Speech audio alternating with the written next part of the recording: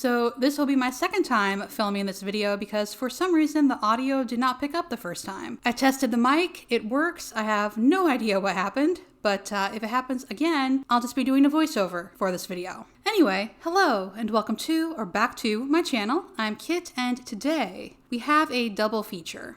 Before we get into it, I would like to note that I don't know Abby or Brett, and these are my thoughts and opinions on the content they put out for public consumption. That being said, thank you for clicking on this video, and I would like to give extra thanks to my patrons. Links to my socials and Patreon are below, along with sources and resources, and now, on to the reason we're all here. What does Brett Cooper and Classically Abby have in common that would cause them to post the same video? Ben Shapiro. Former conservative wunderkind and co-founder of the Daily Wire, Abby is his sister and Brett is his protege. And, well, you can really tell because on April 9th, 2024, they posted the same video. We're going to do a little compare and contrast, and we'll start with the creators themselves. Abby is 30 and she's married with 2 kids. Brett is 22 and she just got married. You can see their different communication styles in the way they structure their content. Abby is more authoritarian, my way is the only way and everything else is wrong, while Brett is more casual, can you believe this craziness? But we know our way is the right way, don't we guys? Of course, they also seem to have different ideas of who they're talking to. Brett seems to be talking to her audience of fellow conservatives, while Abby seems to be under the impression that she is mostly being hate-watched, and to be fair, she's probably not wrong, but she lectures her audience accordingly. Brett is also careful not to talk herself into a corner. For example, she agrees that mothers being home is best for the kids, but she also makes sure to mention that women can enjoy their work and want to do it, whereas Abby believes that unless it's absolutely necessary, mothers should be home with their kids. And it's okay for her to make content because her kids are napping. Not sure how she excuses the speaking engagements, but Brett makes sure she doesn't need excuses. Finally, Abby arrived on most people's radar because of an ad campaign in 2020. Not sure who paid for it, but I suspect Ben for some reason, and Brett was hired by the Daily Wire to host the comments section. I suppose you could say that Brett's approach is more professional, which makes sense because she is an actual employee, and, well, judging from view counts, her approach is much more successful. Abby's content has varied between conservative influencer, mom content, and what she's now calling common sense commentary, while Brett has stuck with pop culture commentary. And that is how we arrived here, where Brett and Abby decided to do commentary on the same thing. Brett posted The Reality of a Woman's Biological Clock, which made me laugh because is a 22-year-old really going to talk about women's biological clock? And Abby posted Why Twitter is Age-Shaming Women in Their 30s, which made me laugh because there's a section titled What's the Truth? And I don't trust Abby to be truthful. I didn't think these videos would be so similar when I saw them, but I listened and I'm pretty sure Brett's conclusion was that you should marry and have kids in your 20s, and Abby's was that your 30s aren't ideal, but not too old to get married and have kids. Let's get into it, and we'll start with Abby because I'm pretty sure her video was posted first. Abby opens by saying, the question is what happens when a woman is over 30. Is she less attractive from a dating perspective? And I'm really curious as to how Abby figures she's going to answer this. As, yes, Abby is a 30-year-old woman, but she's married, not dating, and so far as I'm aware, she's never wanted to date a woman. But in true Abby fashion, she wants to talk about what she thinks the facts are on the ground. First though, let's find out what the controversy is. There's a whole conversation going on Twitter right now about kind of is 30 too old for women?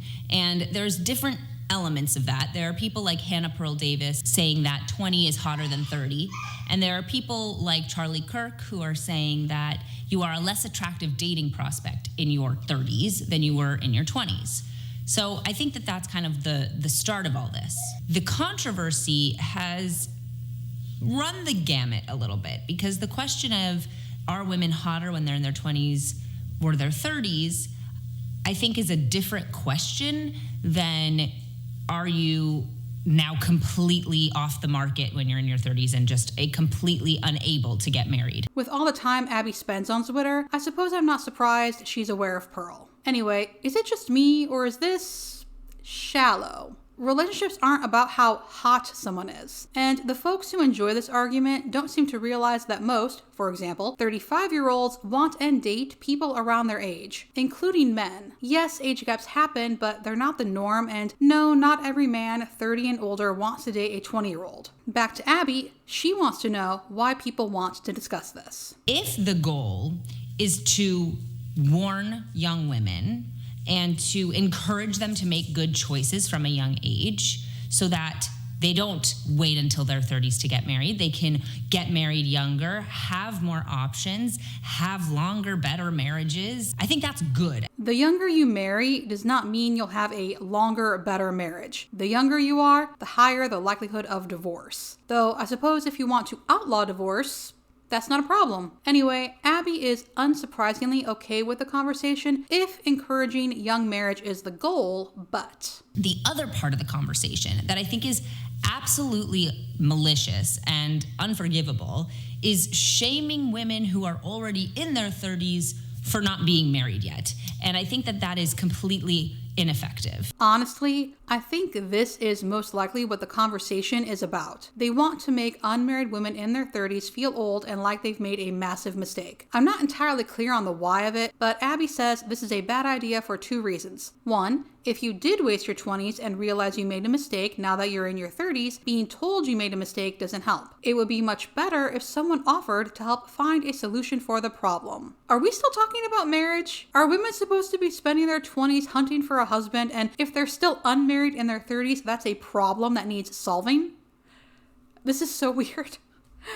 The second reason is that there are women who did want marriage but didn't find the right person, and now they're being shamed for it. She also says that anyone targeting 30-something women and trying to make them feel bad for being in their 30s is terrible. And then, personally, I am 30 now. I got married when I was 24. I grew up in the Orthodox Jewish community, and I remember having fear in the pit of my stomach about being older when I got married because I wanted to get married young. I wanted to start a family young, and I knew that getting married in your 30s isn't as ideal. I tend to be fairly harsh on Abby, but this makes me so sad for her. Imagine fearing being an older bride when you're a child. And then I remember that that's what she wants for little girls, and my sympathy vanishes. It's okay to not make marriage your number 1 priority. It's okay to not want marriage. We all have our own wants and desires, even though conservatives are determined to stamp out any last vestige of individuality. Anyway, as always, let's take note of her wording. And I know that there are a lot of women who feel that way, and they feel bad about themselves because they haven't gotten married yet when they're in their 30s. And I never want women who have tried and are trying to get married young to feel bad that they haven't. If you haven't tried to get married young, whatever the reason, she does want you to feel bad. But she does say she can't get behind the side shaming women for being in their 30s, so yay? From here we go into the truth, and the first subject is, of course, fertility. Per Abby, getting married in your 30s isn't ideal, and does she know that regardless of when people get married, most of them don't want to have as many kids as humanly possible? Whatever age someone marries at, they already have an idea of how many kids they want, or if they don't want them at all. I will say that, at least for me, as time went on, the less inclined I was toward having kids, and I suspect that's something Abby wants to avoid. If at 22 you decide you don't want to have kids, well, if you married at 20 and had your first at 21, your 22-year-old self isn't going to be able to say that because it'll be too late. And remember, happiness is never the conservative goal, and I'm not so sure that I believe Abby's starry-eyed gushing over how marriage and babies will make everything better for everyone, whether they want marriage and kids or not. Abby, of course, discourses about fertility for a while, but this struck me as really weird. People can think that they have a plan, they know exactly when they want to have children, and then it takes them a couple of years to conceive. And if you're 32 and it takes you 2 years to conceive, now you're 34, and your next child you're probably not going to have until you're 37, 38. Setting aside that Abby's scenario still involves couples having 2 kids, and I would say most don't want more than that. 86% of women between 27 and 34 will get pregnant within a year of trying, 82% of women between 35 and 39. Abby's data is based on a study from 18th century France, and can we please stop fear-mongering women about their fertility? Having kids isn't something people should do because they're spooked that this might be their last chance, especially if they're all of 25. From here, Abby mentions younger marriage is preferable because you might be more settled in your ways in your 30s, and yes, I know Abby thinks society is out to convince women not to marry until their mid-30s, but studies show that 28 to 32 is the sweet spot for a lasting marriage. And this next part seemed a bit out of left field. The lie that being a girl boss is worth more than having a family in those young, fertile years, that was my baby, is a lie. It's just a lie. Those years in your 20s are the years that are meant for meeting someone, starting a family, and building a life together.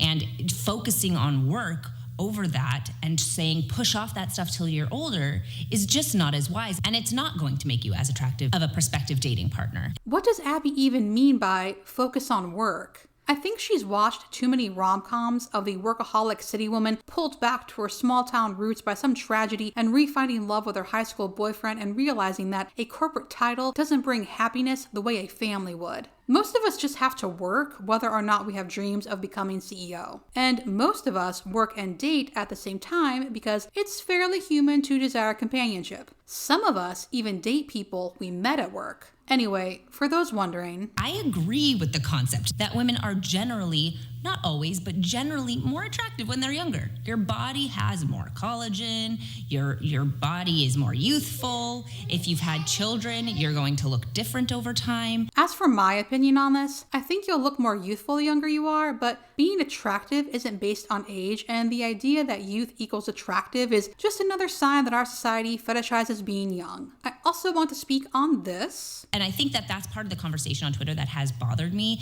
is a lot of women being like, no, women are just as hot in their 30s as they are in their 20s. And it's like, if you've had kids and your body has gone through a lot of different changes and shifts, you're probably not going to be as physically attractive as you were before you had kids. It doesn't matter. Your husband will think you are more attractive for having given him children. That is something I know to be true, that men find it more attractive to have a wife that bore them children than to have a wife who doesn't want to have children but keeps her hot bod. I would like to know how Abby knows that to be true, because I've heard plenty of stories of men being disgusted by their wives' postpartum bodies, and I've met men who don't want kids. Abby has spoken before of how we shouldn't scare women off of pursuing marriage and motherhood, and I think this is part of it. She's trying to sell a fairy tale where if you do everything you're supposed to, everything will be wonderful and you'll be so happy. But unfortunately, reality isn't so simple and people are complicated. Anyway, from here we go to the caveats. Well, number one is when people talk about 20s versus 30s, if they are talking online about this concept and they are coming from a place of truthfully trying to help, and you're a 30-year-old woman who has done her best or is now trying to date, stop getting yourself involved in the conversation. It's not about you. It's not aimed at you. It's aimed at those younger women that we're trying to guide to make better choices. But you don't have to feel guilty or bad or targeted, because it's not targeting you. And I think it's important for you to say, okay, I know that I have the capability to make this about me. I know I have bad feelings about this, but I'm going to respectfully remove myself from this conversation because it's not about me. It kind of is, though. If people are trying to guide young women to better choices by telling them they'll be miserable and alone in their 30s if they don't get married in their 20s, and you're a single woman in your 30s, well, are you miserable? I'm sure if you are, they would be happy to have you chime in as a cautionary tale, but if you're not, well, that's when the trouble comes in. You're only allowed to join the conversation if you reinforce it. If you want to talk about what a full, wonderful life you're living as a single 30-something woman, they, and I'm including Abby in this, don't want to hear it. The only acceptable single 30-something woman is a woman who really wants marriage and is actively seeking it and is humble about the fact that she is an unmarried woman. Abby waxes poetic about the beauty of God's timing, but that is the secret caveat. You can be single while waiting for God's timing, but marriage still has to be something you want. You can't be happy and content being single, especially publicly, lest you convince young women not to get married. Abby's other caveat is that every woman is unique and there are some women who look better older. Anyway, we've gone through the caveats. Now we can talk about the takeaways. Number one is don't waste your time trying to be a girl boss in your 20s and putting off marriage and children till your 30s. I should have expected that, and yet here I am, surprised. How did GirlBossing come into this? Can Abby distinguish reality from fiction? Should I be concerned? Is anyone else sick of hearing about girlbossing? It's not a real thing. Women working is not some sort of cute little phase that we do for fun until we meet the right man. That's the real takeaway. If you're in your 20s, use that time to your advantage. Use this time to attract a partner, find someone you can live your life with, have a beautiful family with, and invest in that relationship that's going to mean so much in your life. Does Abby think women can't work and date at the same time? How does she expect women to live? This doesn't make any sense. We live in a capitalist economy. You need money to survive in a capitalist economy. Abby is a conservative, and conservatives love capitalism and are afraid of even a suggestion of socialism. I don't wonder women aren't leaning conservative when they just say stupid things like get married and ignore the practicalities of real life. The practicalities that they prefer and perpetuate, no less. Don't take the modern narrative that you can wait until you're 30, your 20s are about building up your career, because I'm going to tell you a little secret, and it's called you're going to have a baby, and there is a really good chance you're going to want to just leave your career behind completely. I know that for a lot of my friends, that was the case. And that's fine, and I would say normal for things to change after marriage, after kids. But don't act as though everything before marriage and kids has no meaning, no purpose, and that marriage and kids are the only things that give life meaning and purpose. So your 20s is not so much about being a girl boss. Your 20s can be about developing yourself while looking for that right person. Don't get taken in by the idea that, oh, it's 30, flirty, and thriving. That's when the dating happens. The vast majority are not waiting until 30 to begin dating. Abby is so disconnected from reality. Anyway, she says dating is for your 20s and your 30s are for having and raising children. And of course, you can have kids in your 20s too. She goes on to say that being older isn't a bad thing, and I agree. As I've said before, getting older is a privilege. Abby says a few things I agree with. There are wonderful things about being in your 30s, especially when we discount vanity altogether, because vanity really isn't important. You don't have to be as hot at 35 as you were at 22. I know I'm not as hot at 30 that I was at 21. You know, I've had babies. I just look different now, and that is absolutely okay. But there are things about me, about my personality, that I think are more attractive. I know what I want. I know what I believe. I'm more confident. And that's all wonderful. That's all awesome about being a woman in my 30s. I don't think Abby knows that the men who say the younger the woman, the better, would not consider those benefits. They don't want someone who's confident. They don't want someone who knows who they are and what they believe. Thus concludes the portion of Abby's video I agree with. She goes back to not feeling bad if you're in your 30s, if you're trying to meet someone or have tried. Apparently, Abby spoke about this with her husband, and I'll remind everyone again that Jacob Roth interned with the Heritage Foundation, the main driver behind Project 2025. Per Jacob, people have a consumerist mindset for their 20s and an investment mindset for their 30s, but the investment actually needs to begin in their 20s. Weird. I thought Abby was concerned about women using their 20s to build up their Right. Women aren't supposed to be concerned about money or working. That's for the men. Women are supposed to worry about finding a man to support them. And that's about it. Abby adds that when you're married, there's more to it than just finding your spouse attractive, but when you're dating, attraction is flat, whatever that means, and she thinks that's why this conversation is happening. And at the end of the day, Abby advises us not to make choices that will set us back. And that's it for Abby. Let's see what Brett's got. Brett opens her video by telling us she's sure we've seen the 30-year-old woman discourse on Twitter, and again, that is such a random thing to talk about. And why? What is it to someone if a woman is 30? I mean, I know they're trying to make 30-something women feel bad they're in their 30s, and they're trying to scare 20-something women into settling down before they're old and forever alone, but it's just so weird. Brett suggests we take a break from Twitter and touch grass, and then we get into the current situation. So this discourse was started up again by comments made by TPUSA founder Charlie Kirk. Listen to what he had to say. We've basically told a great generation of young women, don't get married, don't have kids, go get a corporate job.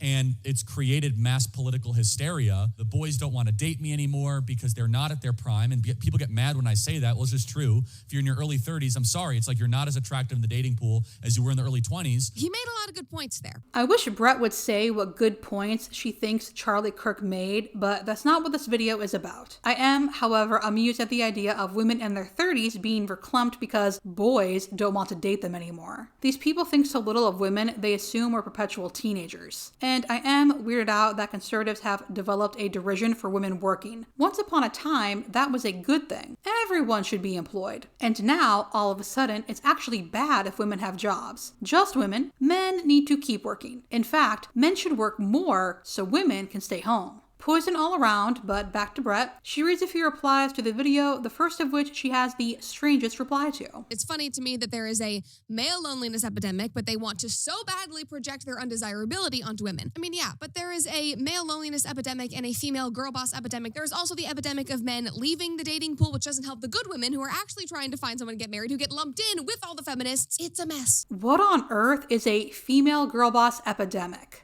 I do appreciate how you can't be a good woman and a feminist at the same time, though. Thanks, Brett. Anyway, she implores everyone to stop pointing fingers because it's not a man or a woman or a black or white situation. Everyone is just kind of screwed up. This might be the first time a conservative has ever acknowledged nuance. She reads a few more comments and says they bothered her because you can find fault with what Charlie Kirk said and have different experiences, but these comments are all ad hominem attacks. And of course they are. That's why she read them.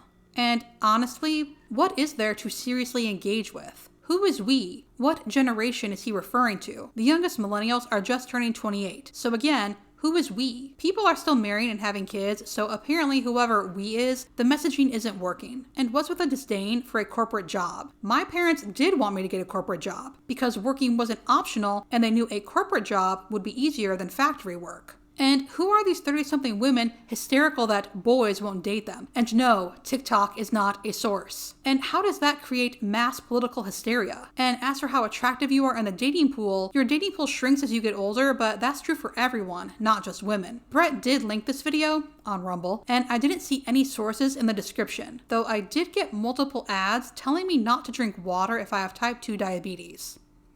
But back to Brett, she doesn't think this was the best way to share his thoughts and it came off a bit harsh, and she notes that Charlie married his wife when she was 30 and their daughter was born a year later, so obviously he doesn't really think 30-something women are past their prime. However, he was talking about when women are in their biological prime. And I'm sorry, but that is in fact when we are younger. Your 30s and your 40s are not a woman's childbearing years. And yet, people still have kids in their 30s and even into their 40s. Brett goes on to say this shouldn't be controversial and shares a Twitter post. A recent post on Twitter said, fact, women lose 90% of their eggs by age 30 and 97% of their eggs by 40. A 22-year-old is less fertile now than her grandmother was at 35. That is the shocking one to me. And I think that is a consequence of the medicine we take, the food that we eat, the toxins in our lives. We can talk about that later. First, can someone please tell Brett that even if someone is a doctor, a Twitter post is not a source? Second, I said this in the Abby section, but I'll repeat myself. 86% of women between 27 and 34 will get pregnant within a year of trying, and 82% of women between 35 to 39. Back to Twitter, Brett finishes reading the post, which notes that sperm counts are down 50% in the last couple decades and is more often deformed and faulty. The poster's advice is to have a family early and stop the endocrine disruption as much as you can.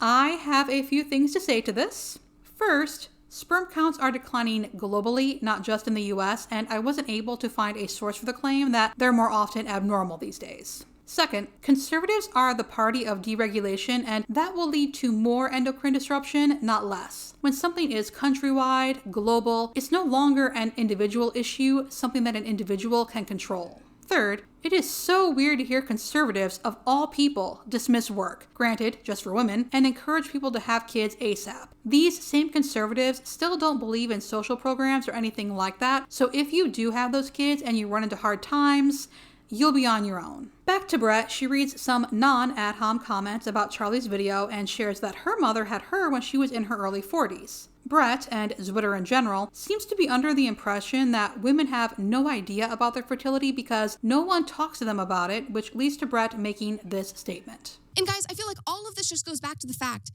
that women have no idea how their bodies work. We have been lied to for decades at this point. Go on the pill. 20, 30 years, it will have no impact on your fertility. Oh, you don't need to have children. You can have them later in life. It's totally fine. You can rely on IVF, even though it doesn't work all the time and it is insanely, insanely expensive. You can just adopt, even though that process is incredibly convoluted and heartbreaking. We have been lied to and we have not been given the proper information. Let me know in the comments. Did you receive no information about how your body worked? Did you never seek out information about how bodies work? Did you never ask your parents, teachers, or other trusted adults questions as a child? This is just such a stupid thing to say, and it infantilizes women to a ridiculous degree. Did someone sit me down, stare into my eyes, and say, Kit, you have to know that, as a woman, if you don't have kids by insert age here, you will never be a mother?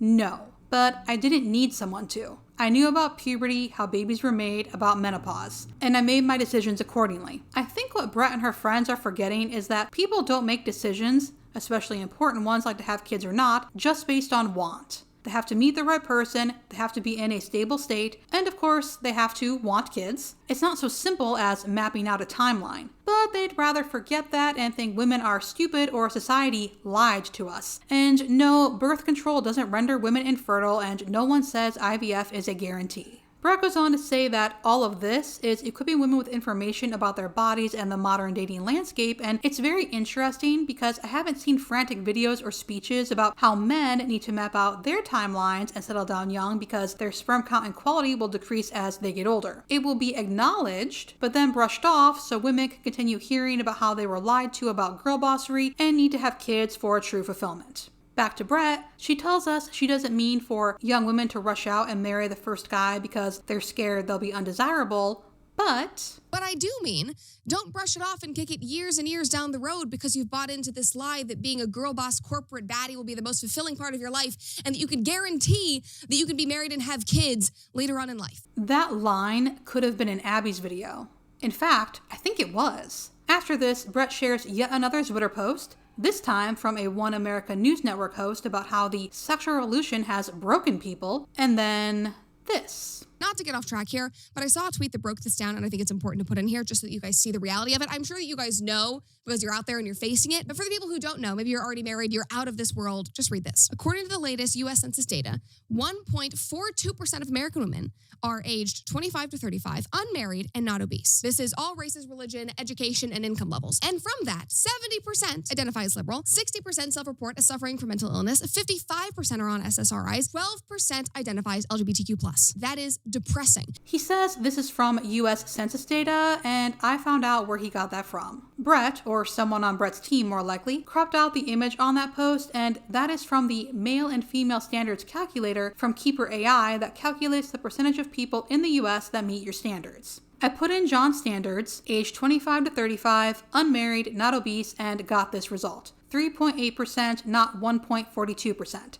And the calculator doesn't ask for or show political affiliations, mental health, or sexual orientation. I don't know where John got those numbers from, but he's trying to pass them off as from the US Census to give it credibility. And Brett doesn't question, she just passes it off as truth to her over 4 million subscribers. But it's all for a good cause. And I promise, guys, I am out here trying to change that by doing this show. I'm speaking to young women, and I promise there are still good women out there. From her comment section, I wonder how effective Brett is at bringing young women to conservatism. But I do want to say that being on an SSRI, being gay, being liberal, struggling with mental health, that does not make someone bad. You don't have to date someone you don't want to date, but that does not make someone a bad person. I'm feeling pretty disgusted by Brett right now, but I do want to include this. We have to strike a balance between being honest with young women and not shaming them and terrifying them into rushing into a marriage and having crippling anxiety about their fertility and their futures. I think that this conversation has gotten so warped and dominated by the latter,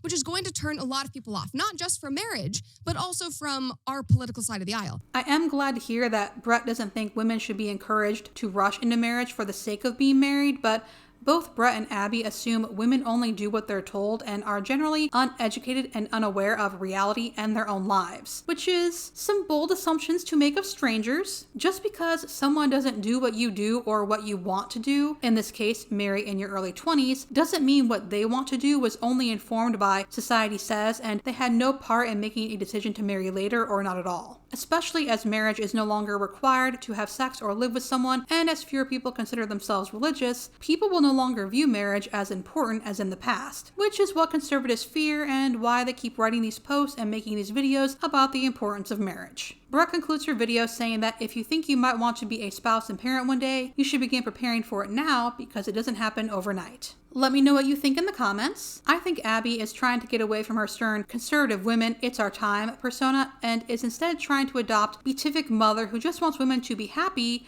which they can only be if they marry and have kids. But I have to admit, the wide smiles and gushing voice are just giving me eerie Stepford vibes. As for Brett, It is interesting how Abby focused on marriage and Brett focused on fertility, but it is disappointing to see her fall into that dishonesty trap. Not a surprise, but it is disappointing. But Brett does come off as more accessible than Abby. At the root of it all, though, whether they're pretending or not, they seem unable to understand that people don't make different choices from them because other people are brainwashed or just blindly following some sort of vague societal mandate. Different people want different things. And it's also possible for a woman to want to be married without turning husband hunting into a full-time job. And that's it for this video. Thank you so much for watching, and I'll see you in the next one.